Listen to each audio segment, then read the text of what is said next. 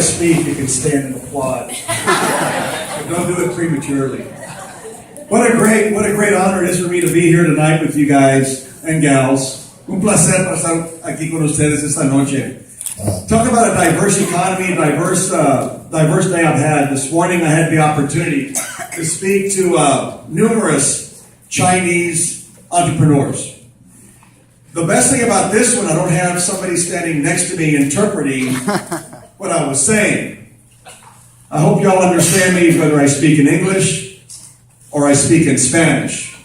If you're looking for Japanese or Asian or Chinese, you're not going to hear it from me. You don't know how lucky you are, and we are, living, working, and socializing in Texas. I'll tell you what, that as Secretary of State, I've had the opportunity to not only meet with delegations throughout the nation and the world, but me myself in learning about Texas. I'm going to give you some tidbits. And you all are a part of this. And you need to participate and engage in this. In 2014, Texas created over 457,000 jobs, new jobs. Since 2009, 25% of every job created in the United States was here in Texas. When Commissioner Porter talked about the falling oil prices, I was thinking, are we going to survive? You bet we are. Texas is a very, very diverse state. We have a very diverse economy. We have a very diverse culture. Many of my talks, I talk about Mexico and the relationship with Mexico. Many of y'all may not know. Maybe you do.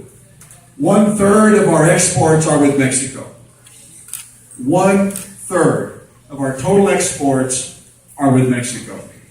We don't just share a border with Mexico. We don't just share 1,254 miles of border. We share a culture. We share customs. We share families. But most importantly, we share a friendship. And albeit that we've had some fragile moments with Mexico over various issues, my role as Secretary of State is trying to nurture and strengthen those relationships with Mexico, simply because it is our largest trading partner. And I don't know about you all, but it kind of bothers me just a little bit, un poquito, when you have people that, whether you're in Austin, Texas, or Washington, D.C., that continue making decisions about the border that have never been to the border. That they tend to paint the border with one yellow highlighter, one brush. You all know that every single border community is different. Brownsville is different than Laredo. Laredo is different than El Paso. We're all different. You know, it kind of humors me at times when people ask me about what is it that Hispanics want. And I said, I have no clue. Because I can't speak for all Hispanics. We don't all think alike. We don't all believe in the same things. We certainly don't look alike to us. And we certainly don't want to be treated that way. So when I hear folks talk about reaching out and want to talk to the Hispanic community because our numbers are growing, you know what? Don't look to me simply because our numbers are growing. Look to me and look to us because it's the right thing to do. What do Hispanics want? As we heard a few minutes ago, we want to be treated fairly. We want to have the same economic and educational opportunities that everybody else has, with no preferences. That's what African Americans want. That's what Asian Americans want. Just to be part of the process, be part of the system, be part of the solution. That's what I want as a Hispanic. It's up to us as Hispanics, Latinos, Mexicanos, Cubanos, Puerto Ricanos, whatever it is. We need to go out and reach and not be looking for given anything. Nobody that I know of wants to be given anything. You want everybody in this room, I want you to tell me, it's a rhetorical question, you tell me, what have you been given as a Hispanic? Nothing. You've earned everything that you've done. You've earned every accomplishment that you've got, and there's more. There's more for us to do. We are a great people. But so are everybody else. And if you want to say something about the common, the common link that all Hispanics have, that I think, we have a strong family value. We have a strong work ethic. You know, down in the valley, I don't see a whole lot of Hispanic homeless people. I don't see them.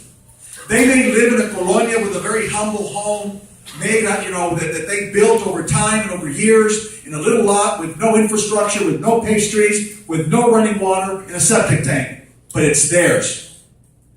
It's theirs. That's what the Hispanic community is about. Working hard. Working whether it's in the cotton fields or at the mechanic shop or whatever it is. I was born in Matamoros. My mother was from San Fernando. My dad was from Mexico City. I don't know, but I remember going to school as a third grader, second grader, not speaking a word of English, except all the cuss words I learned very quickly. But total immersion for me worked. I learned it very, very quickly. But education, as Senator Rodriguez said, you've heard before, education is the key. Education is a great and best equalizer. It equalizes everyone. It puts everyone on the same playing field. But we have to go out and earn it. We have to go out and nurture that. We have to go out and send that message. What are we going to do as Texans? To continue with the proliferation of jobs, to continue with the economic success that Texas has seen. What are you going to do? In closing, let me say this. I don't believe for 1 minute, and for the elected officials that are here, government is not the job creator. They're not. They may think they are, but they're not. It's people in this room. It's the entrepreneurs. It's the businessmen and women. The mom and pop stores. Those are the job creators, not government. So, if you want to know what government does or what government should do, get out of the way. Get out of the way. Texas is so popular and so great because of the limited regulations. We're one of 9 states without a state income tax. We're one of 25 states that is a right-to-work state. That's what makes Texas great. But even Texas as an entity isn't the job creator. It goes down to the local level. Because the local level is really where it's at. So if you want to know what I believe is what generates job creation is 5 things. We have to have an infrastructure that's prepared for the economic growth that we suspect and we anticipate we're going to get. If we don't have the infrastructure, we're not going to grow. Along the border, we have 28 border crossings. Those are the economic drivers of our community. Along our Gulf Coast, our Gulf ports of entry, economic drivers. If we don't have the infrastructure ready that can get our goods and services to and from those ports of entry, it's not going to work. So we have to build on that infrastructure. They mentioned education. How are we going to attract people to come to this state? We've got to ensure that they have a good educational component. We have to make sure that our schools are properly funded, our teachers are properly paid. That if whether you're a man or a woman, regardless of your gender or your color, everyone get paid the same for doing the same job. It's that simple. What else are people looking for? The adequacy of our medical facilities. Do we have a medical component within our community that if someone with special needs can go to a doctor of their choice and get treated properly? One of the last things that people look at if they want to relocate, They want to look at the stability of local government. They want to make sure that local government is stable. They have good people getting elected. We're electing good people. I don't care what color they are. I don't care what gender they are. Good people. Which takes me to my last point, Senator. We have to get rid of the cynicism that's strangling our voting population.